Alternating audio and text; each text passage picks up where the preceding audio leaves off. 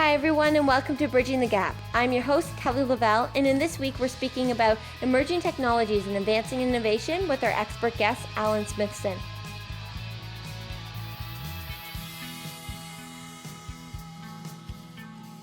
Alan is currently an entrepreneur, investor, and co-founder of MetaVRse.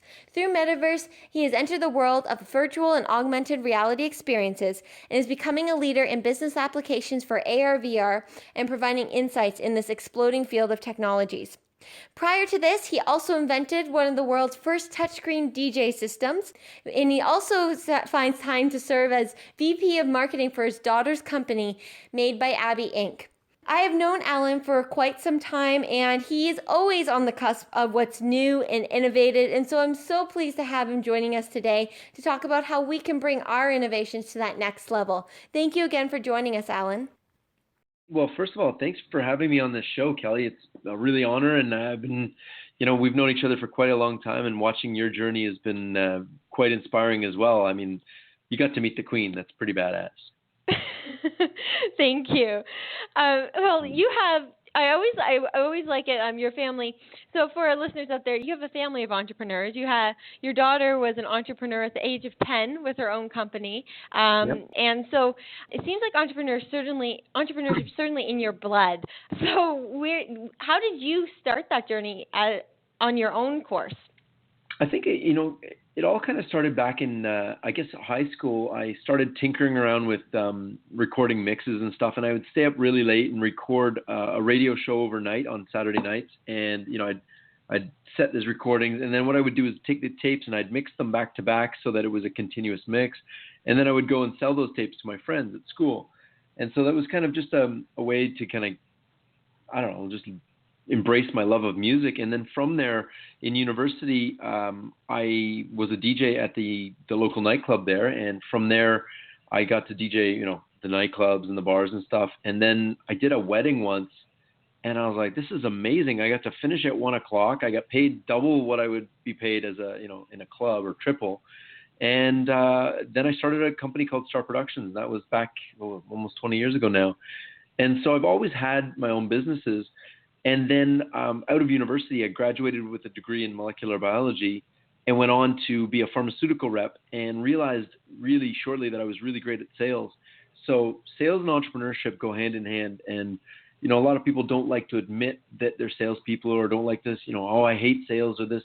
But really, if you kind of really embrace sales and the fact that everybody's selling something at some point, it really does kind of push you through being an entrepreneur. And I think you cannot be an entrepreneur unless you're a good salesperson. And, it doesn't have to be the typical, hey, a greasy spoon, sell a used car kind of guy. I think it more has to be genuine in that you're looking to find solutions for people. And, when you look at it from that standpoint and looking to help people, you end up working with your friends, which really ends up being a most spectacular thing, because you would never screw your friends because they're your friends, and they won't screw you, and you end up with this amazing synergy of everybody trying to help each other. Now, that takes a lot of time. So over the years, I've kind of had different businesses, and I've tried to go it on my own. And, I read a book called The 4-Hour Workweek, and I tried to, make my life into the 4-hour workweek, which I actually ended up working 2 days a week. I was working Friday, Saturdays,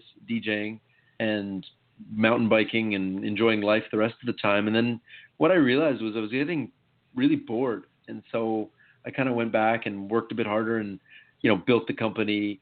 But then I saw this touchscreen DJ controller back in 2010, and I was like, what the heck is that thing? And by doing my research, I realized it didn't really exist. It was only a quick prototype that somebody had made in their basement. And so I reached out to that person, and it ended up being a guy by the name of Pablo Martin in Argentina. And Pablo Martin and I became partners in a business called Smithson Martin. And we invented the world's first multi-touch application for the music industry. And you got to understand, when we launched this company in 2010 at TEDx Toronto, there were no other touchscreens out there. The iPad was literally just being introduced, and Windows 7 was, just kind of introducing touch. So touch was a really new thing, and we had kind of fallen into being world leaders in touchscreen technology. So we've consulted for military, we've consulted for, major corporations. Our product's been in, commercials for HP and Sony and Microsoft. Our product's been featured at every Microsoft Partners Conference since 2010 around the world. So it's been an amazing journey. And, from that journey, I've made every mistake a entrepreneur can make. I'm sure I'm going to make some more, but oh my God, I've failed spectacularly. And, the one rule in business that, something that's always kept me driving forward was never give up. No matter what happens, never give up. And I mean, the last year of my life was really, really tough. I don't know if, I haven't really announced this to anybody, but I guess we're saying it on the show. A year ago today, we were homeless. We lost our house. We lost our car. We lost everything. And we didn't quite go bankrupt, but damn near. So what had happened was I'd run down on money with EMULATOR, trying to raise money instead of focusing on sales. We were trying to raise money from investors, and we found an investor who took advantage of the situation that we were running out of money and totally just took over the company and did everything the opposite of what we had told them to do. And instead of just being an investor, they were hands-on and just totally ruined the business, and then kicked me out of the business. So I got fired from my own company. And because I had co-signed a loan for the company with my house, I lost my house. So I remember it's interesting because, over the 15 years of being an entrepreneur, my wife Julie always said to me, as long as we don't lose the house. And I remember the day clearly when I was like, sweetheart, I know you mentioned as long as we don't lose the house, but we lost the house. And it was at that point we actually kind of laughed about it, and we were like, oh, well, if that's the worst that can happen, I guess we're okay. And luckily, we had some amazing friends and family that supported us through that. And, we got through it a year ago. And we literally lived with our parents, with our kids in the basement for a month until we got back on our feet. And then now, a year later, I'm the CEO of one of the world's most advanced virtual and augmented reality agencies. It was the first VR agency in Canada. And, I don't know where we rank in the rest of the world, but we work with some of the world's largest brands. And so, went from being homeless to being a world leader in virtual and augmented reality in less than a year. So things can happen and change as long as you never give up. I love that. And you have such an incredible journey, and it very true in terms of entrepreneurship in the sense that there's like really high highs and really low lows.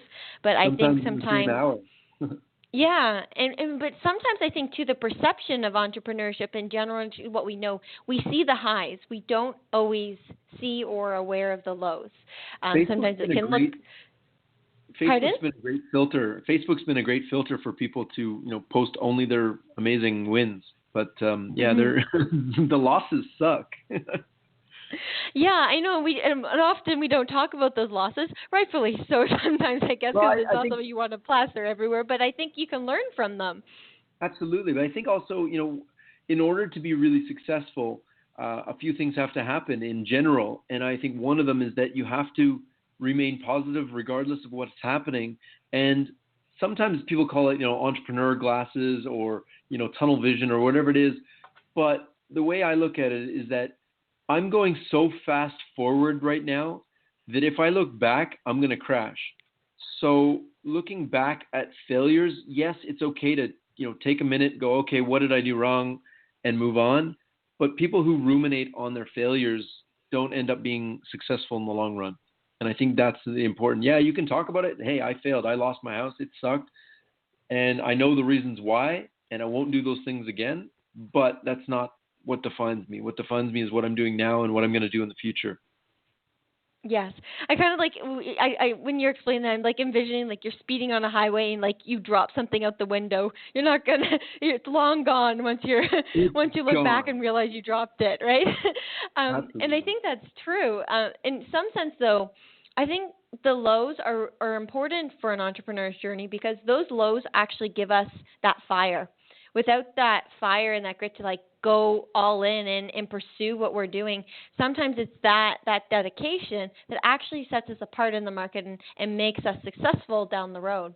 Do you find that some of these hurdles and kind of in your journey have actually just fueled you further forward? Two things, two ways to look at that. One, when somebody, I have two pet peeves: when people tell me I can't do something, and when people don't take a meeting with me when I know that I have some value to bring to them. I would never ask somebody for a meeting, but when people tell me no, I can't do something, that just pisses me off to the point where now I have to prove them wrong. So if you ever really want something done, just tell me no, I can't do it, and it'll get done. But the other thing that is really, I think as an entrepreneur, you have an ego.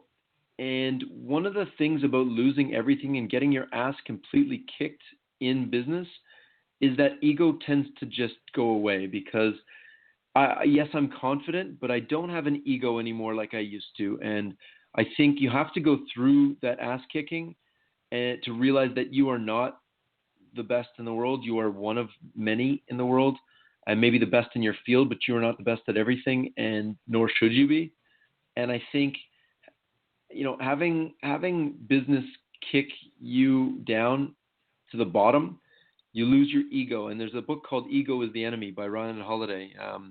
And Ryan, he's a friend of ours. And, I think that really does define, successful people in general. They're confident, but they don't have an ego. They're not looking at the world as if I'm better than you. And I think having everything taken away is the only way to really kind of have that. I mean, some people maybe are born with it, but I know I was a bit of an asshole in my previous life. So I think that's a really interesting perspective, and there's a lot of truth in that. You even look at some of the best run businesses are the ones where you have, like, for example, the open door policy with leadership, where like your front end staff can come in and meet with the CEOs and things like that, where there's that equal level kind of playing ground in a work environment. And if you take that same concept and apply it maybe to your businesses in terms of sales and client relationships and such, there's an invisible barrier that this invisible wall that you kind of take away. You have more authentic, probably deeper relationships than you would have if you let that ego kind of stand in your way. Yeah, and I think there's a certain amount of confidence that is required to. I mean, let's talk about one thing for a second, because I think a lot of people get confused on the difference between a business owner and an entrepreneur. A friend of mine said to me the other day, I'm an entrepreneur. I said, no, man, you really aren't an entrepreneur. You're a business owner, and you have a successful business, and you do wonderful at it. But nothing you do is changing the world. You're not changing the status quo. You're not creating new things. You're just reselling things, and you're very good at it, and you have a great business, and you make a lot of money. But an entrepreneur looks to change the world, and we throw that term around quite loosely. And when I look at what I'm doing and what I've always done with EMULATOR and what I'm doing now with MetaVRse, the reality is we're literally changing the world. We invented the world's first touchscreen DJ controller. And most recently, we just invented the world's first 360-degree photo booth. So we have a couple of other things in the pipeline that we're working on that will come out in 2017. So we're literally inventing the future. And I think that's what that's what the definition of an entrepreneur is. They invent the future. And so with the technology that we have at our fingertips, we literally, anybody, whether they're 9 years old or 90 years old, can invent the future. All you need is a good idea, and you need some guidance. And I think one of the things that I've realized is that our school systems are just ill-equipped to give that guidance to the future entrepreneurs or game changers in the world.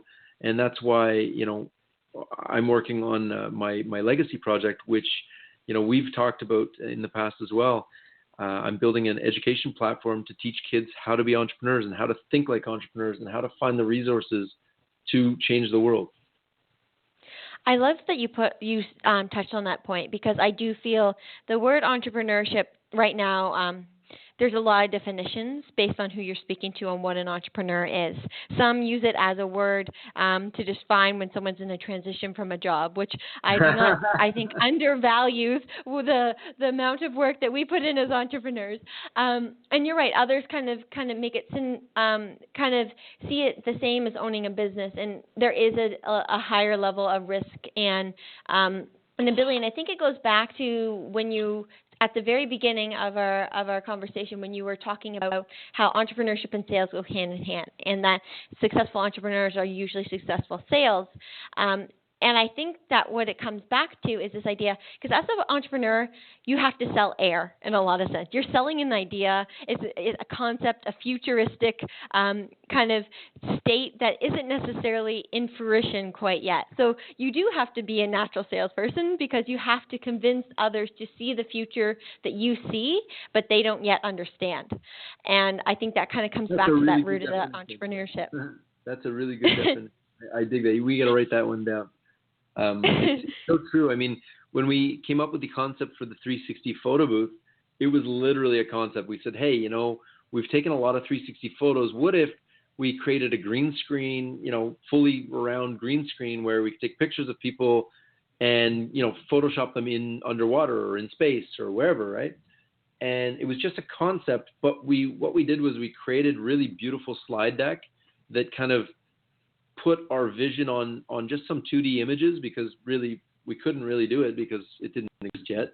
So we had to go and sell that. And we actually ended up selling that to a client as the first in the world. And, they loved it. And we ended up, being able to vet our idea. And I think one of the pieces of advice that I've been giving other entrepreneurs, and other startups is focus your energies on sales rather than trying to raise money.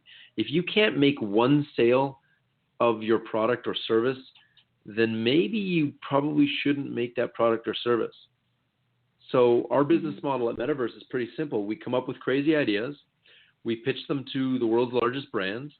They either buy them or don't. And whether they buy them or not, we continue pitching those ideas.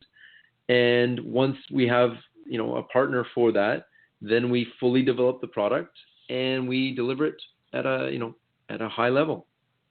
So that's our business model, to create really amazing futuristic technologies for brands. And then, once the brand has had their chance to use it, then we democratize it and make it available to the world.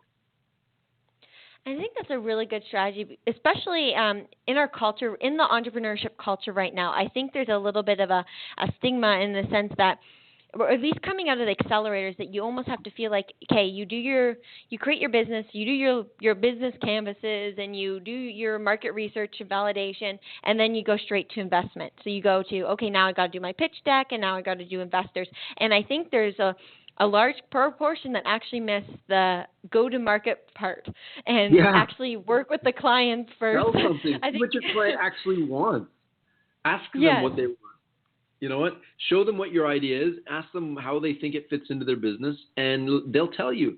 I actually hired a sales coach at the beginning. I guess at the beginning of MetaVRse, we hired two guys to coach us, because what I said was, MetaVRse is going to explode. We're we're at the very beginning of virtual reality. We started the company in a different iteration a year ago. So we were literally way, way, way ahead of anybody in the industry. And I said, look, we're going to grow really, really quick, and the wheels are going to fall off for sure. So rather than wait until the wheels fall off and then hire a company to fix it, why don't I hire the company to come in and fix it before it breaks? And so I brought these guys in, and one of the things that they did was they kind of came to some of our sales meetings. And the best thing I ever learned from Tom and Lloyd at Velocity Plus was to ask a simple question at the beginning of a sales meeting. And this question, if you guys are listening, I would write this down and practice this at every single meeting. It's so simple and so effective. So what we do now for our sales meetings is we bring in virtual reality, we bring in augmented reality, we do demos. We show them, here's all a bunch of cool examples of what other people are doing or what we've done for other people. Here's some stuff. Then we sit down, and the first question is, what do you hope to get out of this meeting with us? And I'll be honest, that's the only question you need to ask. And they just go on and on and on about everything, because once you've shown people an example of what's possible, you don't know their business, or we don't know their business anywhere near as much as they do. By asking the question, how do you see this working, or what do you want to get out of this? They just ramble on for hours about how they see this technology affecting their business. And I've never had anything else in my life so easy that I literally just sit and listen and make notes for however long they talk for. I know, and I ask for some clarification, but I literally just sit and make notes. And from there, we leave. We go make a pitch deck of everything they told us. We make it look pretty. We clear it up. We kind of add in the tech, like what, I could see myself and my company using this for a sales tool for our field agents or whatever it is. So what we come back to them with, here's 3 ways to use this as a sales tool for your agents. And they're like, oh my God, this is the best idea ever. I'm like, yeah, because you thought of it. And you're really, instead of selling somebody your ideas, you're selling them their own ideas, which they're always going to buy into. So that's my advice to people when you want to do sales. Shut the hell up. Show them, some ideas to get their brain going, and then ask them what they think, how it would work. That's incredible advice. It's actually something that I've experienced firsthand, in the sense that I think it's a little bit of a founder syndrome, in honesty. It's the fact that when I used to go into meetings, I used to be so excited about the product, I'd be like, oh, and it does this and this and this, and oh, did you know it does this? And I would just be like, feature word vomit everywhere. Yep. And then I realized that they would just sit back, and by the end of it, they would just kind of be stunned, and they'd just be like, oh, that's nice. And you just overwhelm them. I'm trying to teach myself very much with your coaching, in the sense of ask questions. The more questions you ask, the more effective usually your conversations are. You should be listening and digesting, not so much actually kind of selling your product. And generally when you do that, you end up selling it, because, like you said, you're kind of putting their ideas and their words and what their needs kind of right back to them. Exactly. And at the end of the meeting, what we do is, you've made 2 pages of notes, and you literally just go back to the top of the page and say, you said this, and I understood it as this. Is that correct? Okay. And you just go down, reiterate all of the points that they said, make sure that you're, 100% clear on every point, then say, listen, I'll come back to you with a proposal, and you just go away, come back with a proposal that fits what they need, because they told you what they need, and that's it. And so, a lot of entrepreneurs are building future-changing technologies, but I can tell you that a lot of times the technology that they're building is based on, maybe they have 13, years experience in mining or whatever it is. They've got years of experience, but a lot of the newer technology-driven entrepreneurs don't have any experience. They see, something, a product in the marketplace. They're like, I can make that better. But what they don't realize is sometimes it doesn't need to be better.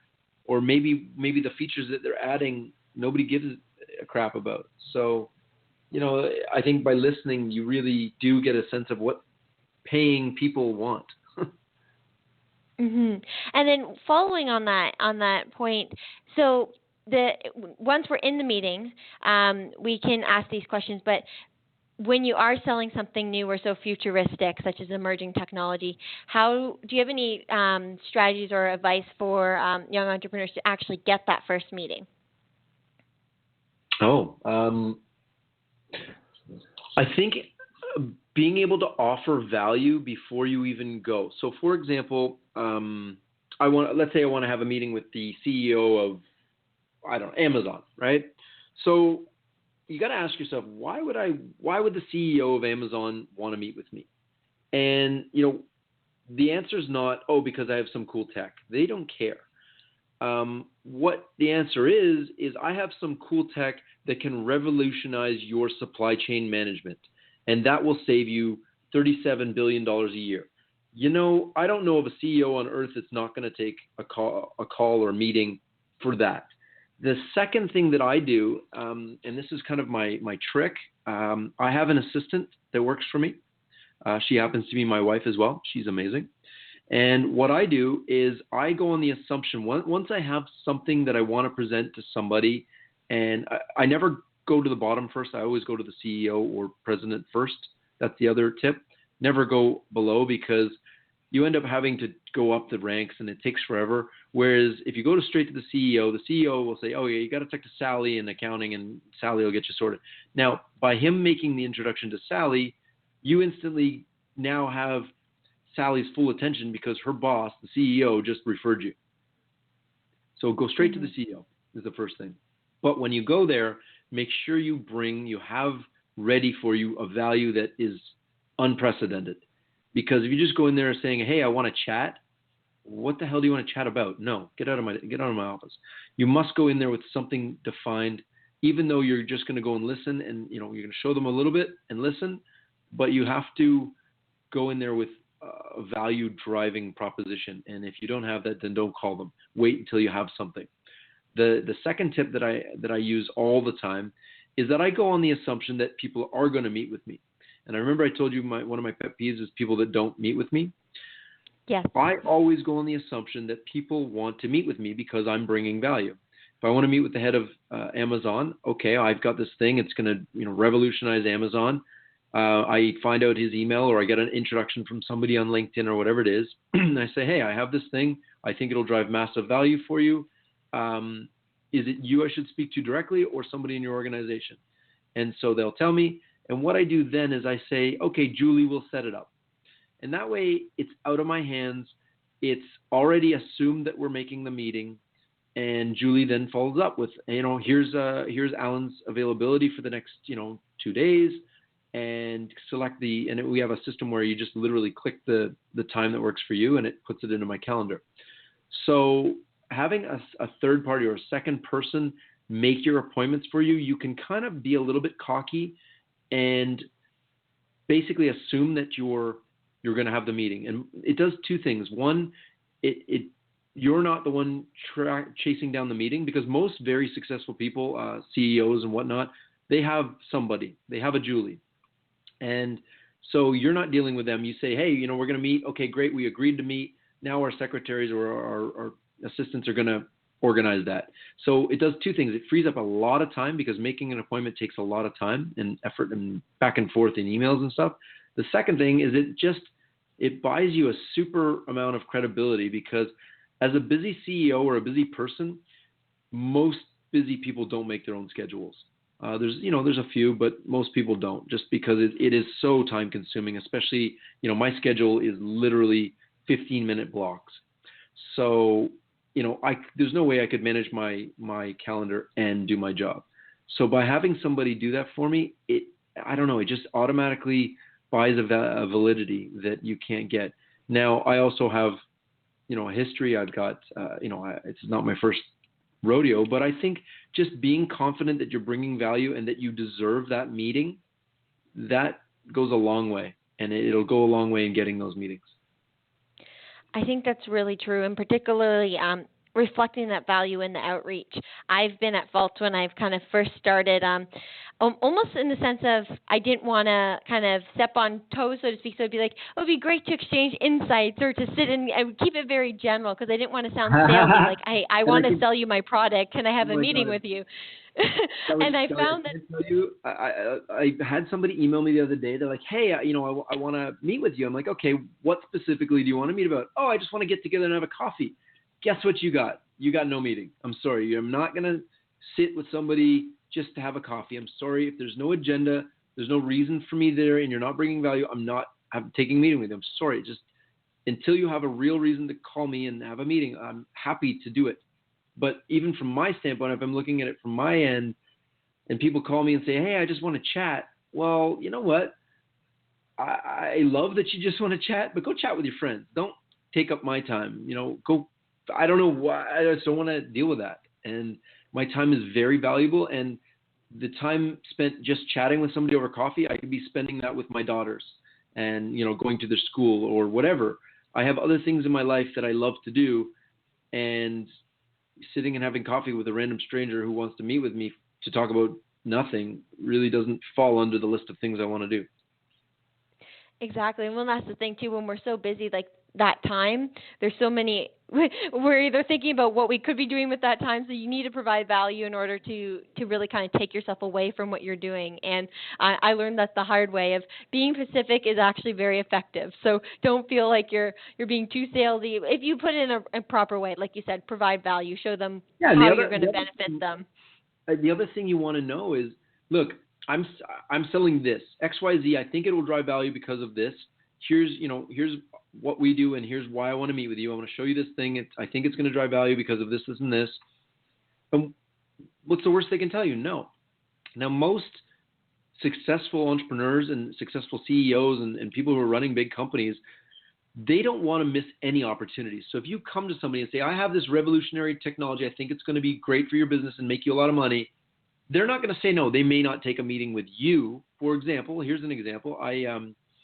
I wanted to meet with the head of a very large semiconductor company. They also make, video cards and stuff. So I reached out on LinkedIn. I said, listen, there looks like there's a lot of synergies between our companies. I want to discuss some of the projects we're working on specifically and how to get your team involved.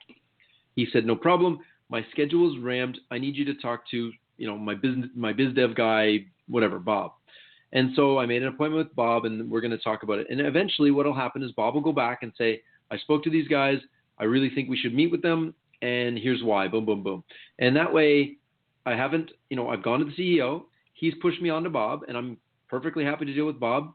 But the message will get relayed back up the chain because it was referred by the CEO. And because one of the other things is I've been following this guy on LinkedIn, and every time he posts an article, I read the article and I put a little comment in every time. So that's another way to kind of because if you look at, the people you want to sell to, the people you want to work with, they're just people. They do, they are looking for social validation just like everybody else. So they post an article and it gets, 10 likes and no comments. Well, guess what? If you are the only person to comment on that, guess what they're going to read? They're going to read your comment. They're going to see your name. And so I did this for the last, 6 months. And before I even sent him a message, I commented on almost everything he posted. I shared some of the things, and I was really engaged in his social media, not because I wanted to kiss his ass, but at the same time, the articles that he was writing were pertinent to my business, and I wasn't just doing it to be a kiss ass, but more to be, to show support.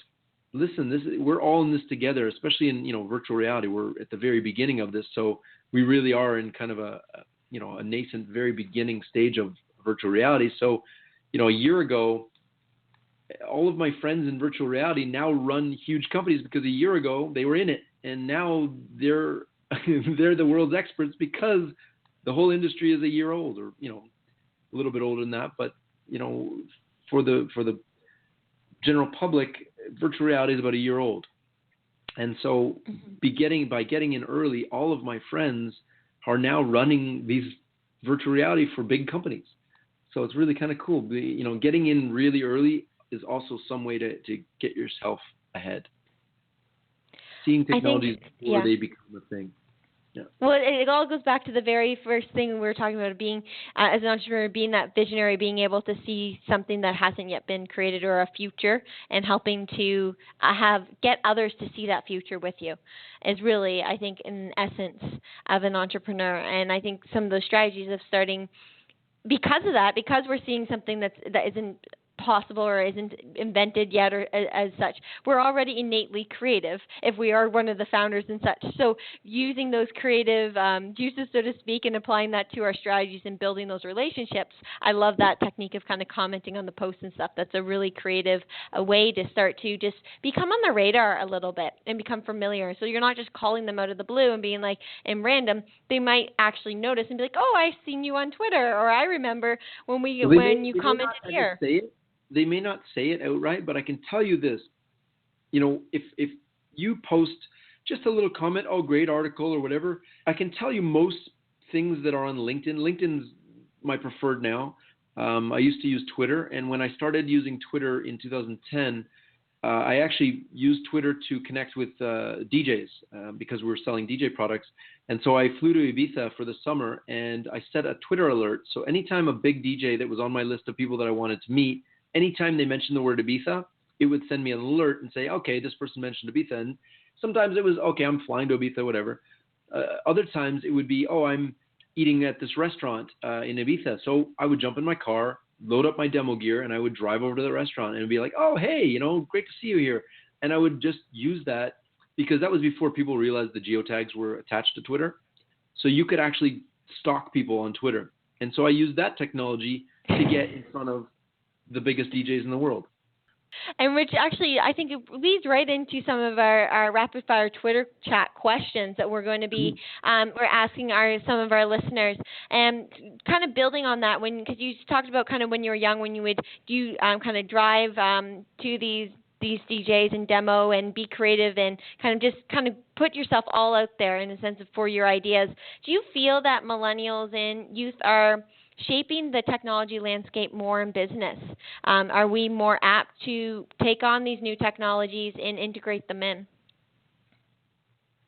So the answer to that is clear. When I was born, there were really no computers, and then in grade school we had the very first Macs and stuff like that, where you could like draw a straight line. It was about it. When I look back to university, I started university in 1995, and when I started, there was 2 computers in the library that you could use to check your email. And email was only text at that point, so every once in a while you get this really cool picture that was made out of like ASCII characters, but that was the extent of the internet. It was literally for email that was only text. Even looking up books and stuff, we'd look them up online, and then we'd have to go up into the stacks and take it and photocopy it. And so imagine that's no longer a thing. So every kid today is born with the world's knowledge at their fingertips. My children grew up with iPads and iPhones and everything from the day they were born. My kids now have virtual reality available to them. So, and while virtual reality is still in the very, very early stages, my vision for that is to create education platforms where you can learn anything from the world leader in that thing. You want to learn about, how to paint a painting from a world's master. Well, we can set up a 360 camera and they can walk you through. And in virtual reality, you can sit there and watch a world's master give you tips on how they save time, how they, clean their brushes, whatever it is, I don't know. But you can learn from the world's experts, because you look at the way the school system is around the world, and it's not a fault of the school system. They did a very good job at educating as many people as possible. But if you look at it now, it's kind of obsolete, because you've got a teacher who was not the top in their class, is not the best in the world at anything, and is teaching 5 or 6 different subjects that they may or may not even understand themselves beyond, what they're teaching in curriculum. So, you have a teacher who is not the best in the world, instead of, learning from the best in the world. And I think we are at an inflection point right now in technology where everybody under 30 years old has an iPhone or a smartphone, let's call it, or an Android or whatever it is. They have access to Google, which gives them the world's knowledge at their fingertips. Very soon they'll have access to virtual reality, which means they can now, instead of just reading about it or seeing it on video, they can experience what it was like to be, to be in the space shuttle, or to paint a painting, or whatever it is. Anything you want to do will be available in virtual reality within the next couple of years. And that medium, that is the next true medium for the world. And VR and AR represent the next way to educate people. And so that's why I started MetaVRse. My long-term project is, or my long-term vision is to create an education platform where kids learn all about entrepreneurship from 2 sides. Because I realize that there's 2 distinct camps of success. You've got the business success, you've got business, marketing, financial planning, investing, all of that sort of thing. And then on the other side, you've got things that aren't taught anywhere, like mindfulness, deep breathing, surrounding yourself with great people, positivity, gratefulness, gratitude, practicing gratitude. So why don't we teach all of those things to our kids? So when my kid goes to school, why isn't she learning how to take deep breaths and meditate, and how to write down what she's grateful for all day, a couple times a day, or that sort of thing. It's very simple, and it's simple habits that if we start very, very young, those will create ridiculously successful people in the future. Well, I think that mindfulness and that other piece is very important because especially if you do end up doing something like an entrepreneurial journey where you're going into an industry like emerging technology, can be a long journey, it can be a stressful journey, and if you don't have that mindfulness, because I don't think there's really such thing as balance for an entrepreneur in the early stages. There's a more work-life integration and learning to kind of integrate it into your life and have that mindfulness as a piece. It really helps you in overcoming some of those ups and downs and giving you a stronger foundation to be able to overcome and get back up again when you do have those falls. Absolutely. So I think that's important. I can tell you the one thing, if I can tell listeners, the one thing that made the difference between me giving up when we lost everything and not was just practicing gratitude. I have a thing called the 5-minute journal that was written by two friends of mine, Alex Icon and UJ Ramdas. And that 5-minute journal, actually I have it, hold on, give me 2 seconds. I have it right here. I've got like 10 of them because I've been using them for the years. But so basically the 5-minute journal has 3 things. So I am grateful for 1, 2, 3. What would make today great? 1, 2, 3. Daily affirmations. I am great. I'm wonderful. Whatever. And 3 amazing things that happened today. And how could I have made today better? That's one day. And so by answering those questions every single day, you set yourself up for extreme success. It's amazing. So that I highly recommend the 5-minute journal, and I also recommend The Miracle Morning. It's a book that, and I can't remember who wrote it. Hal Elrod. And so two books that I recommend: The 5-Minute Journal, Miracle Morning by Hal Elrod, and then also the one thing that I recommend to people is find your tribe, find some sort of mentorship group. For example, there's one here in Toronto called the Toronto Entrepreneurs of Purpose and Passion. And basically it's a group of entrepreneurs that help each other. And so that really helps, having a network of people as well. It's not any one thing. Practicing, gratitude is one thing, but having friends you can reach out to is another thing as well. And there's a saying, your network is your net worth. So keep that in mind. That's very true. It's having that support system is really important, especially sometimes because when you have ideas and such, sometimes you can feel alone in those ideas when not everyone gets it right away. But sometimes finding, like you said, finding that tribe of fellow individuals who. Yeah, the worst is when your parents, you tell your parents an idea and they're like, "You're crazy. Just get a job." And you're like, "Well, but." You don't understand. I'm going to change the world. And they're like, yeah, just get a job. And you're like, no, but you don't understand. It's And for our listeners, understand that is what many of us entrepreneurs experience, and you're not alone.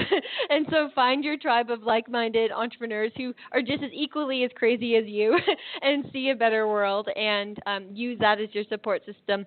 I've had that experience too, and I've just learned to accept sometimes into the fact that I just accept that some people just aren't going to get it until they see it, and just accept that, okay, they'll get on my train or my bandwagon, so to speak, when it's in the market or when it comes to fruition, and just accept that and find those who understand you in the meantime to kind of get you through. And then so this is such an incredible conversation. I know that we could go on forever in terms of some of the entrepreneur trials and such that we've gone through. But one kind of wrap-up question I wanted to ask you to kind of leave our listeners as we've kind of gone in and out of emerging ideas and technology and such is, in today's digital era, do you perceive technology as an enabler, a solution, or just a necessary part of business? All 3. So as an enabler, you look at my daughter as an example. When she was 9 years old, she came up with an idea to make sandals that leave a heart-shaped tan line on top of your feet called the Love Sandal. And without a little technology called Kickstarter, there's no way that idea would have ever become a real thing. But because we had a technology that she could take some photos put them on a website, make a video, and fund a company. That technology changes the world, and that is an enabler for anybody in the world to start a business. I think by having a cell phone and giving kind of the world access to internet and access to banking and things that they would never have access to around the world, we're democratizing a lot of the services. I was just reading a thing where you can use your cell phone to take a blood pressure measurement. I mean, stethoscopes, we take it for granted. Our doctors have them, but a stethoscope's about a $200 tool, and that's not something they have in rural villages in Africa. And now they have a cell phone that can do that and diagnose, problems way beyond. And so I think we've enabled everybody the ability to do two things. One, democratize communications. And I think just by doing that, the world will be fundamentally different and is fundamentally different. Twitter has changed the world of how we consume news. It's still not perfect, but we're getting there. And then as far as, businesses using it, if businesses aren't using tech, and I'm not saying use everything, Snapchat doesn't make sense for some companies, but I think you should definitely look at it and be like, okay, well, do we want to go after anybody under 30? Well, then we should be on Snapchat. If we don't, then don't.